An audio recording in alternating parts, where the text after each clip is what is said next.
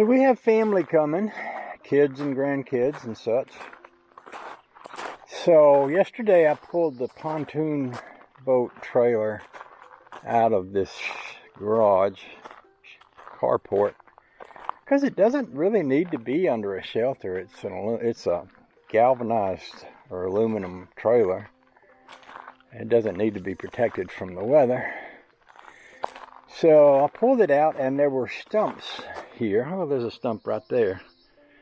And one right there. And I dug down around each one of the stumps and got me a chainsaw and sharpened the blade and cut it below ground level and raked the gravel back over it. And put Dad's old big fan right over there so we can get a little extra breeze through here. I think this is a good place for, I'm going to let the kids, when they come here, stay in the camper. We've got heat and air conditioning, bathroom, shower, beds, kitchen, refrigerator, and all that here. It's a nice spot to watch the sun come up in the morning. I was curious about exactly where it would be when it comes up from here. So you could sit over there, I suppose, and be right in the sunlight, or sit here and be right in the shade. That's pretty nice.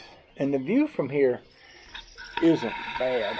By the way, this green light here, that's one that Stan Silva fixed up, and I bought that from him, and it used to hang in the garage.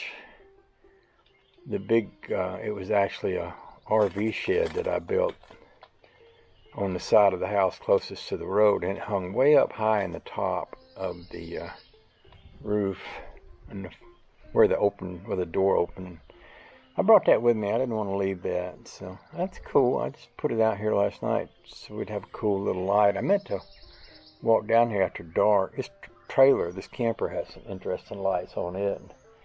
I meant to light it up and walk down here and see what it looked like, but I never did get to it. But we got a little spot in the woods here. Yes, there's a trailer sitting there, but I mean, you can walk right over just almost anywhere from here and be in the woods. And if you walk very far, you'll be down at the lake. So this is a nice little place for kids to stay. This is nice as any campground that I've been to. So that's what I did yesterday. I didn't make a lot of videos because you guys have seen videos of me digging up stumps and running a chainsaw, doing stuff like that. I didn't feel like it was really all that much to be excited about. And I am getting into some things that are different. I'm trying to root a mimosa tree from a cutting. When I was a little kid, my parents both worked, and I lived with this lady who was a kind of a retired school teacher, and she had a mimosa tree in the yard, and I used to spend my days in the mimosa tree. That was where I wanted to be. This is before I was old enough to even go to kindergarten. And there's a bunch of mimosa trees growing on the lake, and there's one growing right up at the end of my street on this dirt road on a piece of property where the fellow that owned that died a while back, and I'm not sure whose property it is, but I knew that Steve wouldn't have minded me taking a cutting, so I went up and took a few cuttings. I put a couple of them in a glass of water with some honey in it to see if they'd root, and I put some others in some dirt with some, they say cinnamon is a good thing to encourage something to root, so I coated the part that I cut with cinnamon and stuck it down in the dirt. And let's see if they'll work. But if I can root a mimosa tree, I'm going to plant it over next to Charlie's grave. They're very beautiful. They have completely different leaves, fan-like leaves that are unlike anything else out there, and they have wonderful little, brilliant, silky pink flowers on them when they flower. And right now they're flowering. There's places I could take you to where they're just everything's ablaze with them. It's just beautiful. So that's what I did yesterday. And today, it's an easy day.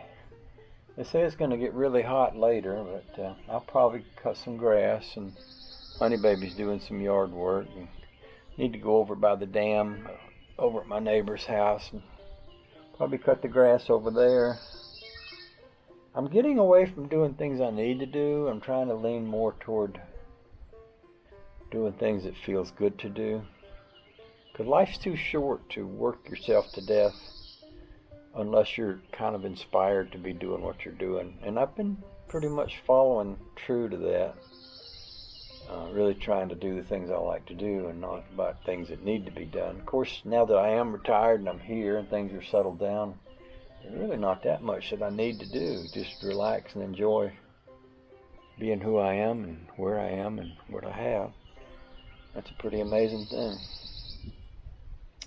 So, I'm not going to preach this morning, but I might preach soon. I've got some things that it's funny, I was born into a religious family, and I've been in and out of church all my life. I've read the Bible front to back more than once and studied particular parts of it intensely at times. And lately, I'm just feel like God's given me a whole new revelation on who He is, and it's amazing. It's just amazing.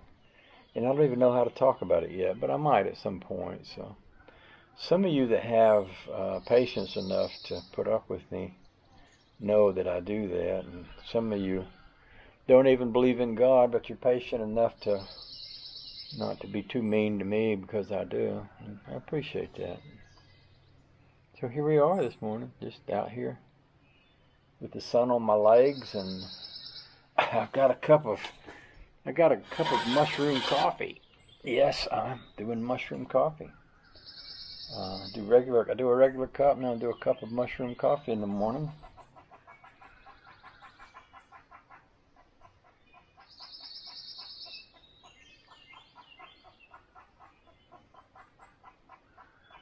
Can you hear that?